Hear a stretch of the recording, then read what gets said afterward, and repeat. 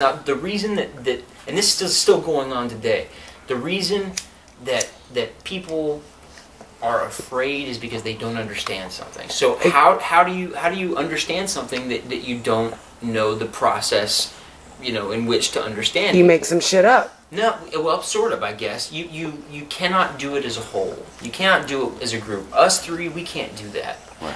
One person needs to go off into the desert for 40 days and think about it. And he'll come up with some vision. He'll say, well, fucking the sun is a golden button, and, we need to worship it, and one day when our bodies die, we'll become part of the golden button. Yeah, so he thinks that's a great idea because people are worried, man. They're looking down, their loved ones are dying. Once they're there and now they're just not, they're scared. So he goes off and he crafts this little philosophy, and he comes back, sits down at the campfire, and he tells his friends about it, and they're like, wow, that comforts me. Well, the problem with that is that if there's another tribe down the way who starts to mingle with this tribe, then their own philosophy. Exactly. They'll make their own philosophy crafted on what this one man's vision was, right? Right. And that becomes religion. Belief. Belief. And then belief becomes ritual. Ritual becomes hate.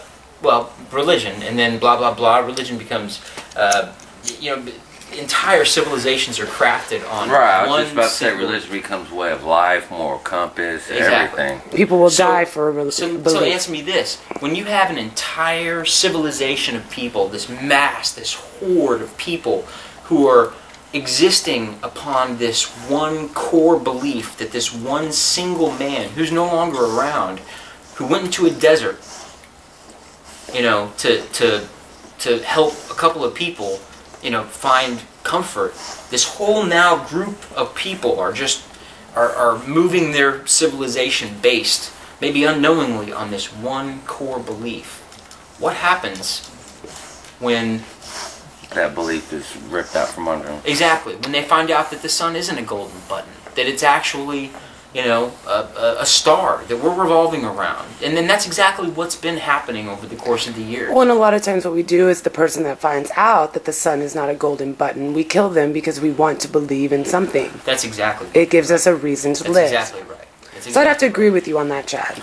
And the reason that these people are having these really, really, absurd and sometimes, violent apocalyptic fantasies is that I think that a lot of the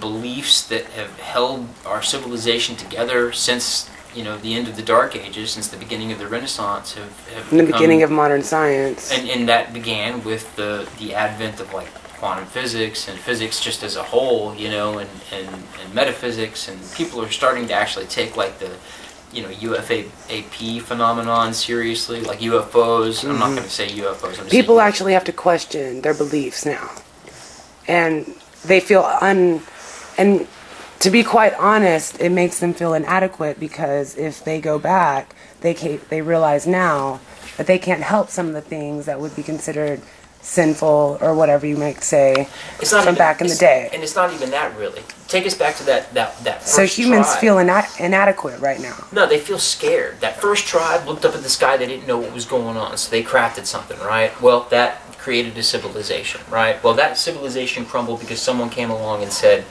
started a spark that said, well, that's not really true. We actually do live in a bigger kind of world. Mm-hmm. And that kept going, and now we're in this area where we live in a universe, and we don't kind of know what that universe is, but we're very, very, very, very, very precisely aware that we exist in a multitude of dimensions. So now, where the fuck do we belong? Especially since we can't access those dimensions.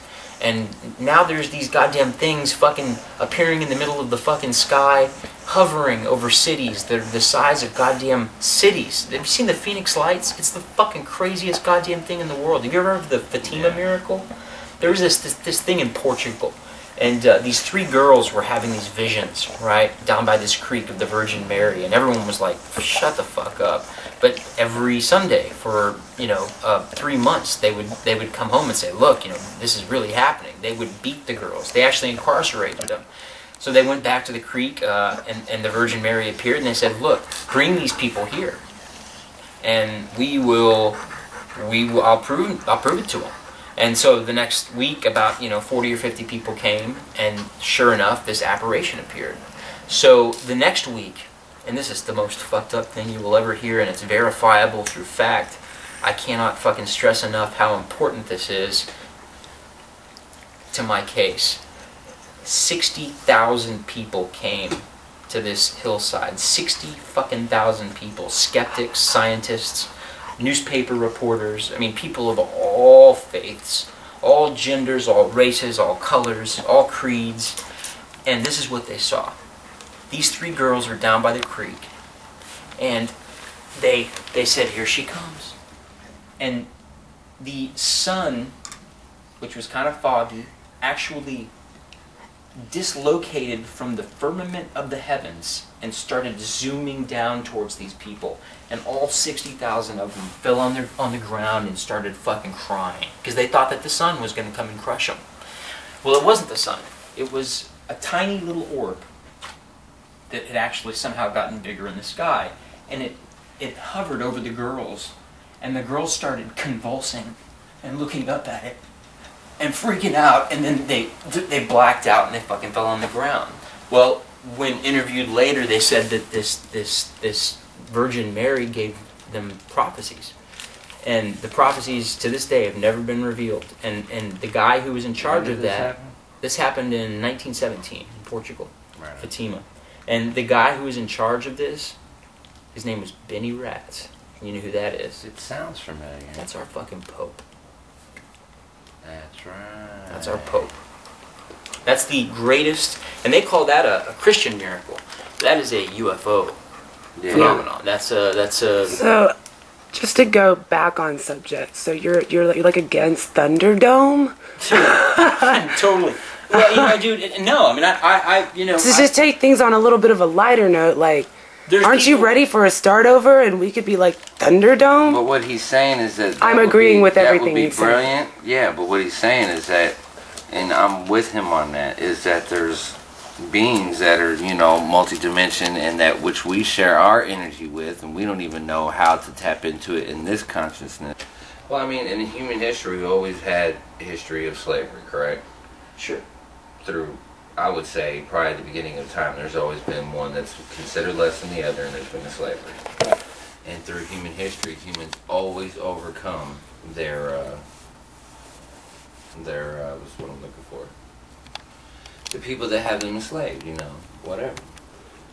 Be it societies, an individual, army, whatever. Right. Can't get both of y'all in the frame, god damn it. Conversation's still going on. Right. There you go. So, like, the last documented real, known slavery thing that's happened was, of course, African American. Well, since they decided that, alright, that's cruel, and then we had the Civil Rights Act where everybody was supposed to be one. That's us was trying to step closer towards the singularity, I think, of what we were talking about. So, the enlightened ones, right? You know what I mean? You could say that are up there at the top making decisions and whatnot. Yeah. Figured out a way to enslave us all. Right. You know what I mean? To where we feel comfortable, we feel free, we feel like everything's fine, we feel like we no longer need shackles to be slaves. But subconsciously, we know that we are. That's why people dread going to work, and that's why antidepressants and all this and all that.